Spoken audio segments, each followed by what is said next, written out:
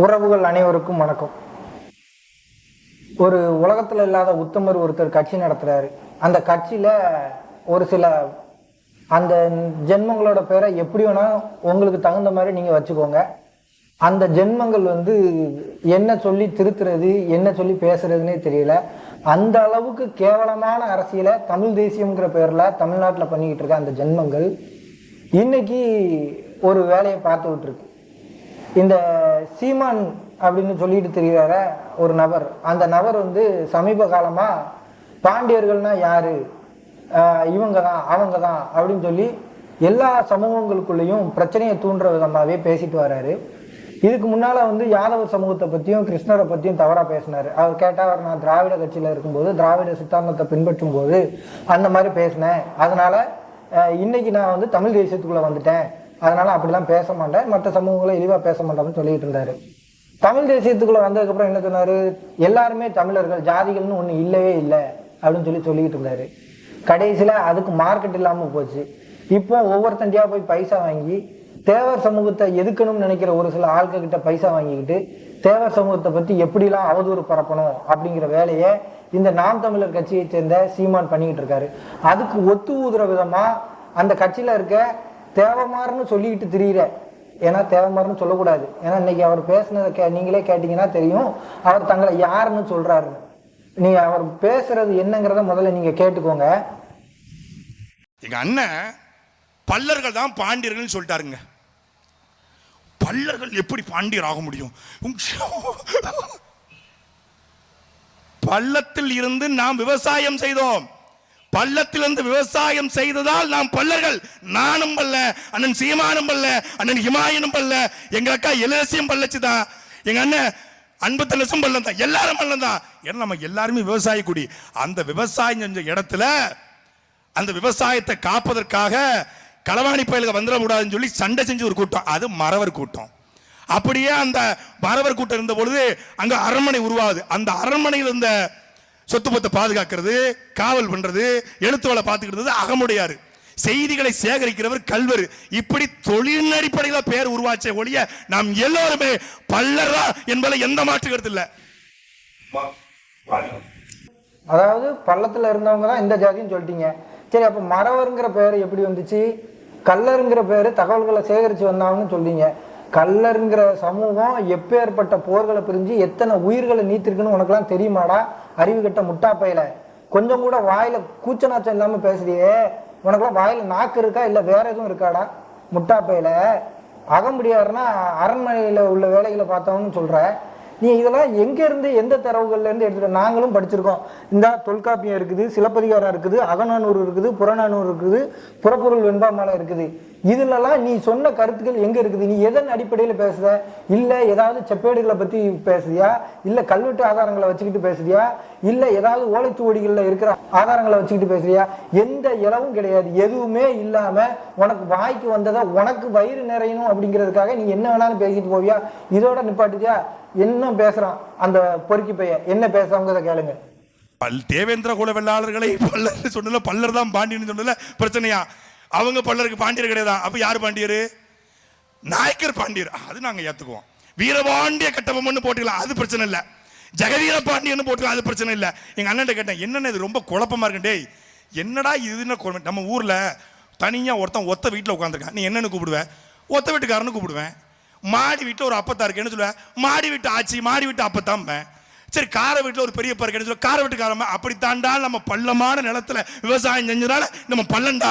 எப்படி ஒத்த வீட்டுக்காரனோ, எப்படி கார வீட்டுக்காரனோ, எப்படி மாடி வீட்டுக்காரனோ அப்படித்தாண்டா. எங்க ஊர்ல எங்க தாத்தா இருக்காருங்க, பேரு வாலிபால் மாடசாமி தேவர். அவர் வாலிபாலை கண்டுபிடிக்கல, வாலிபால் விளையாடுவார், அதனால அவர் வாலிபால் மாடசாமி தேவர்.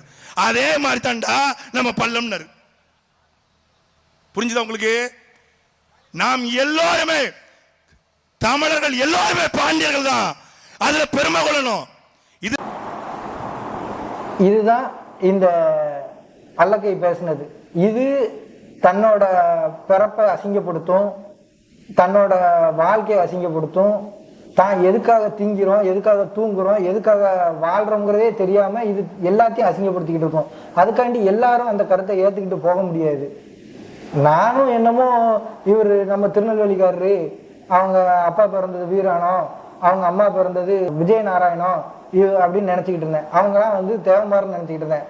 ஆனால் இந்த அல்லக்கை சொன்னதுக்கு அப்புறம் தான் தெரியுது அவங்களாம் வந்து வேற ஏதோ சமூகம் அப்படின்னு. எல்லாரும் ஒண்ணுன்னு சொல்றாரு. இதெல்லாம் அவங்க பெற்றவங்க கேட்கறாங்களா இல்ல கேட்கலையா இல்ல கேட்டுக்கிட்டு அதை ஒத்து போறாங்களான்னு தெரியல. அவங்க ஊர்ல இருக்கிற அவங்க தேவமார் சமூகம், அதாவது விஜயநாராயணத்திலையும் தென்காசி மாவட்டம் வீராணத்திலையும் இருக்கக்கூடிய தேவமார் சமூக மக்கள் தான் வந்து கேட்கணும். நாம் தமிழர் கட்சியில இருக்கவங்களுக்கு தேவமாருக்கு நம்ம எவ்வளவு சொன்னாலும் உரைக்காது. இத்தனை முறை வந்து சீமான் பேசும்போதே நல்ல சோத்துல உப்பு போட்டு சாப்பிடுறவங்க இருந்திருந்தோம்னா எதிர்த்து கேள்வி கேட்டுருப்பான். கட்சியை விட்டு வெளியில வான்னு சொல்லல. நீ ஏன்பா இப்படி பேசுத, நீ தமிழ் தேசியம்னு பேசுதே, எல்லாரும் தமிழர்கள்னு பேசிக்கிட்டு இருந்தியே, எதுக்கு ஒரு சமூகத்துக்கு மட்டும் ஆதரவா பேசுற, இல்ல நீ எந்த ஆதாரத்தின் அடிப்படையில பேசுறங்கிறத நல்ல சோத்துல உப்பு போட்டு, நான் வேற வார்த்தைகளை உபயோகிக்கலாம், சரி வேண்டாமேன்னு அந்த வார்த்தைகளை உபயோகிக்காம இருக்கிறேன். அப்படி நல்ல சோத்துல உப்பு போட்டு திங்கிறவன் அந்த கேள்வியை கேட்டிருப்பான் சீமான் கிட்டையும் இந்த மாதிரி பேசுற அல்லக்கைகள் கிட்டையும். ஆனா அதெல்லாம் கேட்காம அவனுங்க வந்து ஏத்துனாலும் கை தட்டிக்கிட்டு இருக்கானுங்கல்ல, அப்ப அவன் இதையும் பேசுவான், இதுக்கு மேலையும் பேசுவான். இது ஒன்னே ஒண்ணு சொல்லிக்கிட்டுதேன், நாம் தமிழர் கட்சியில இருக்கவன் பூரா நீங்க யாருங்கிறத தெரிஞ்சுக்கோங்க. இல்லப்பா இந்த அல்லக்கை சொல்லுற மாதிரியும் சீமான் சொல்லுற மாதிரியும் நாங்கெல்லாம் இன்னார் தான், நாங்க தான் இவங்க தான் அப்படின்னு சொல்லிட்டாங்கன்னா, உண்மையான தேவமார்கிட்ட, உண்மையான மறவர்கள்கிட்ட, உண்மையான கள்ளர்கள்கிட்ட, உண்மையான அகமுடையார்கிட்ட நீங்களாம் எந்த வகையிலையும் தொடர்பு வச்சுக்கிறாங்க. நாங்க வந்து இப்படித்தான் இந்த மாதிரிதான் அப்படின்னு சொல்லிட்டாங்கன்னா எதுக்கு உங்களுக்கு இந்த தேவையில்லாத பொழப்புங்க? உன் வயிறு நிறையணும்னா நீ உன் பிறப்பையும் உன்னோட குடும்பத்தோட பிறப்பையும் உன் சொந்தக்காரங்க பிறப்பையும் உன் ஊர்க்காரன் பிறப்பையும் நீ என்ன வேணாலும் அசிங்கப்படுத்திட்டு போ. ஏன் ஒட்டுமொத்த சமூகத்தையும் நீ வந்து இழிவுபடுத்திக்கிட்டு இருக்க? நீ வந்து எங்களை வந்து சொல்லுதியா இவங்கெல்லாம் அவங்க, அவங்கெல்லாம் இவங்கன்னு? நாய நீ வந்து எப்படி பிச்சை எடுத்துக்கிட்டு இருந்த, எவன் காலில் விழுந்த, இன்னைக்கு வந்து நாயக்கரை பத்தி பேசுத, நாயக்கியமாரை பத்தி பேசுத, அவங்க தமிழங்க இல்லைன்னு சொல்லி. அது நீ என்ன வேணாலும் பேசிட்டு போ. அவங்க காலில் எத்தனை பேர் காலில் விழுந்து நீ டொனேஷன் வாங்கினேன், என்னெல்லாம் பண்ணு எங்களுக்கு என்ன தெரியாமலையாடா இருக்குது? அவ்வளவு தவறுகளையும் அவ்வளவு மொல்ல மாதிரித்தனம் முடிச்சு வைக்கத்தனம். ஒரு பொண்ணு வந்து பெங்களூர்ல இருந்துக்கிட்டு அந்த கிளிக்குது பாரு, அந்த சாட்ட திருமுருகனையும் சீமானையும், அதுக்கெல்லாம் வேற ஒருத்தனா இருந்தா நாண்டுகிட்டு இருந்து செத்து இருப்பான். நீங்க இன்னும் உயிரோட இருக்கீங்கன்னா அப்போ இதெல்லாம் நான் சொல்லல, நான் ஏதோ சொல்லுதேன்னு சொல்லி நம்ம மேல இது பண்ணிடக்கூடாது. நான் அந்த பொண்ணு பேசுனதே வேணாலும் அந்த லிங்க் வேணாலும் போட்டு விடுவேன், அந்த ஐடி பேரை வேணாலும் சொல்லுதேன், அந்த ஐடியில போய் பார்த்துக்கோங்க. இந்த மாதிரி பேசுறவனா இருந்தா, உண்மையான தமிழனா இருந்தா, இப்படி ஒரு பொண்ணு நம்மளை பேசுது, நம்மளை வந்து அவதூறு பரப்புது அப்படிங்கிறதுக்காண்டி என்னைக்கே நாண்டுகிட்டு இருந்து செத்துருப்பான். நீங்க என்ன பண்ணிக்கிட்டு இருக்கீங்க? நான் போய் புகார் கொடுத்தேன், நான் போய் அதை பண்ணேன், இதை பண்ணேன், இன்னைக்கு வரைக்கும் அதை பேசிக்கிட்டு தான்டா இருக்கு. இன்னைக்கு நீ யூடியூப்பை திறந்து பார்த்தாலும் ட்விட்டரை திறந்து பார்த்தாலும் உங்களை பத்தி அவ்வளவு அவதூறுகளை பரப்புது. அதையே நீ தூசு தட்டிட்டு போற. அப்புறம் உன் பிறப்ப நீ வந்து அசிங்கப்படுத்தாம என்ன பண்ணுவ? இப்பேற்பட்ட அசிங்க பிறவிகளை நம்பி அதையும் நம்பிக்கிட்டு கை தட்டிக்கிட்டு ஒரு கூட்டம் போகுது, கூட்டம் வந்து பின்னாடி போய்கிட்டு இருக்கு பாரு, அதுங்களை தான் முதல்ல சொல்லணும். அதனால தேவர் சமூகத்தில் உள்ள உண்மையா தேவர் சமூகத்தை விமர்சிக்கக்கூடிய, மனசுல கொஞ்சமாவது இன உணர்வு இருக்கக்கூடிய 1% அது 1% உங்க மனசுல வந்து நான் கல்லரு மறவரு அகமுடையாருங்கிற இன உணர்வு இருக்கக்கூடிய சமூக மக்கள் வந்து சிந்திச்சு பார்க்கணும். இந்த நாம் தமிழர் கட்சி சீமானை வந்து நம்ம ஊருக்குள்ள விடலாமா? இவனை விட்டா என்னென்ன சீரழிவுகளை உண்டு பண்ணுவான்?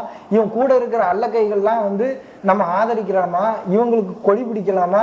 இவங்க கொடிகளை நம்ம ஊர்ல பறக்க விடலாமுங்கிறத நாம் தமிழர் கட்சியில இருக்க ஒவ்வொருத்தரும் சிந்திக்கணும். இதுல சீமான் எவ்வளவு அழகா காய் நகர்த்துறாருன்னா, சீமான் வந்து ஒரு சமூகத்தை வந்து அவங்க தான் பாண்டியர்கள்னு சொன்ன உடனே நம்ம எதிர்ப்பு தெரிவிச்சோம்னா அது கட்சிக்கே ஆபத்தாயிரும், சீமானுக்கு எதிர்ப்பாயிரும் அப்படின்ட்டு இந்த அல்லக்கையை விட்டு பேச விடுறாரு. இந்த அல்லக்கை பணத்துக்காண்டி எதை வேணாலும் திங்கும், அதுக்காண்டி தேவ சமூகத்தில் உள்ள எல்லாவனும் திம்பாங்கிறது அர்த்தம் இல்லை. உன்னை நம்பி வரவன், உன் கூட இருக்கவன் எல்லாவனும் நாங்கள் வந்து இந்த குடி கிடையாது, நான் மரம் கிடையாது, நான் கள்ளம் கிடையாது, அகமுடையாது கிடையாது, நான் இன்னாரு, நாங்கள் இந்த பள்ளத்தில் வந்ததுனால நாங்கள் இன்னாருன்னு சொல்லிட்டு போவான். கட்சியில் இருக்கவனும் உன்னை பின்தொடர்றவனும் நாங்கள் எல்லாரும் அப்படி வரணுங்கிற அவசியம் கிடையாது. மானம் கெட்டவனுங்களா நீங்களா வந்து சோத்துல உப்பு போட்டீங்கன்னா நீங்களா திருந்திக்கோங்க. நீங்க தமிழ் தேசியம் பேசுறோம்னு இந்த தமிழ் தேசியத்தோட கொள்கைகளையே ஓச்சு கட்டிக்கிட்டு வரீங்க. தமிழ் தேசியம்னா என்ன, அது ஏதாவது தெரியுமா?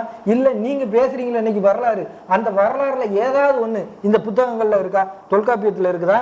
இல்ல சிலப்பதிகாரத்துல இருக்குதா? அகநானூறு, புறநானூறு, புறப்பொருள் வெண்பாமாலை, இதை மாதிரி எண்ணற்ற ஆவணங்கள் இருக்குது, எண்ணற்ற வரலாற்று நூல்கள் இருக்குது, எண்ணற்ற இலக்கிய நூல்கள் இருக்குது. இதுல எதுலையாவது நீங்க சொல்ற ஒரு ஆவணங்கள், ஒரு கருத்து இருக்குதா? பள்ளத்துல வாழ்ந்ததுனால இந்த சமூகம் அப்படியா, அந்த சமூகம் அப்படியா? எதையாவது உண்மையா பேசுறீங்களா? ஏதாவது ஒரு தலைவரை கேட்டா, நான் முசோலினியை கேட்டா நான் அவர் கூட டீ குடித்தேன், நான் வந்து ஒபாமாவை கேட்டால் ஒபாமா கூட நான் 1.5 மணி நேரம் பேசிக்கிட்டு இருந்தேன், அந்த தலைவர் கூட அப்படி, இந்த தலைவர் கூட எப்படி, இவர் அப்படி, இவர் அப்படின்னு வாயில வாரது பூரா ஃப்ராடு விடுறதை தவிர நீங்க என்ன பண்ணியிருக்கீங்க சொல்லு? எனக்கு என்னெல்லாமோ பேசணும்னு தோணுது. நைட்டு கிட்டத்தட்ட வந்து 1 மணி ஆயிடுச்சு. நல்ல உடம்பு சரியில்லைன்னு தூங்கிக்கிட்டு இருந்த நேரத்தில் இந்த நாய் பேசுனதை போட்டு விட்டு ஒரு தம்பி வந்து எழுப்பி விட்டுட்டான். என்னால் தூக்கமே வர மாட்டேங்குது இவனை வந்து இது பண்ணாமல். அதனால தான் உடனடியாக காணொலி பதிவு பண்ணுறேன். முக்குளத்து சமுதாய உறவுகள் இந்த காணொலியை முழுசாக பாருங்கள். எல்லா நம்மளோட ஃபேஸ்புக் பேஜில் இதோட முழு காணொலி இருக்குது. இல்லைன்னா அவன் சேனல்லையே போட்டுப்பான். அதை பெருமையாக வேற போட்டுக்கிடுது, லைவ் போட்டு நான் அப்படி பேசினேன் இப்படி பேசணுங்கிறது. அங்கே போய் எவன்கிட்டயாவது போய் ஐயா 2 ரூபா கொடுங்கய்யா 3 ரூபா கொடுங்கய்யான்னு பிச்சை வாங்கிக்கிட்டு இருக்குது. அந்த மாதிரி வாங்கிட்டு நம்மக்கிட்டேயே வாங்கிக்கிட்டு நம்ம சொத்தையே தின்னுக்கிட்டு நமக்கே துரோகம் பண்ணுது. சிவகங்கையில் இவன் பேசும்போதே சிவகங்கையில் இவனை ஓட ஓட விட்டு விரட்டி இருந்தா இவன் இப்படி திரும்ப வேற ஒரு ஊரில் பேசுவானா? நாளைக்கும் வந்து வேற ஊரில் பேச தான் போகிறான். அதுக்கும் 4 பேர் இப்படி கைத்தட்ட தான் போகிறான். அதனால தேவர் சமுதாயத்தில் உள்ள உறவுகள் நாம் தமிழர் கட்சியோ, நாம் தமிழர் கட்சியில உள்ள அந்த அவனோட கொள்கைகளை நம்பிக்கிட்டு இருக்கிற அந்த மக்களையோ வந்து நீங்க உங்களோட சேர்த்துக்கிட்டீங்கன்னா உங்களையும் இவன் இழிவுபடுத்தி பேசுறாங்கிறது தான் அர்த்தம். இந்த இழிவு அவனோட மட்டும் நிக்க போறதில்ல, அவனோட கருத்தை ஏத்துக்கிட்டவங்களையும் அவன் கருத்தை ஏத்துக்கிட்டு நடக்கிறவங்கள நம்ம சேர்த்துக்கிட்டவங்களையும் சேர்ந்துதான் இந்த கருத்துங்கிறத சேரும். அதனால இந்த நாம் தமிழர் கட்சிங்கிறதையே தமிழ்நாட்டில இருந்து ஒதுக்கி வச்சாதான் இந்த சீமானு, சாட்டை துறமுருகன் இந்த மாதிரி ஆட்களை ஒதுக்கி வச்சாதான் இந்த தமிழ்நாட்டை பிடிச்ச பீட முதல்ல ஒழியும். அதிமுக திமுகங்கிறத நம்ம எப்போதுமே எதிர்த்துக்கிட்டு தான் இருக்கோம். திராவிடங்கிறத நம்ம எதிர்த்துக்கிட்டு தான் இருக்கோம். அதுல மாற்று கருத்தே கிடையாது. ஆனா இவன் சொல்லுத கருத்தை நம்ம கேட்டு எதுக்கணுமா அப்படிங்கிறத நீங்க நல்லா முடிவு பண்ணிக்கோங்க. தேவர் சமுதாயத்துல உள்ள உறவுகளுக்கு இதை நான் கோரிக்கையாவே வச்சுக்கிறேன். இந்த நாய் பேசின பேச்சுக்கு கண்டிப்பான முறையில நாம் தமிழர் கட்சியும் சீமானும் சாட்டை துரைமுருகனும் மன்னிப்பு கேட்கணும். மன்னிப்பு கேட்கிற வரைக்கும் நம்ம விடக்கூடாது. நம்மளோட எதிர்ப்புகள் வந்து கடுமையான முறையில இருக்கணும் அப்படிங்கிறத தேவர் சமுதாய உறவுகள்கிட்ட என்னுடைய சிறந்தாழ்ந்த கோரிக்கையை நான் வச்சுக்கிறேன்.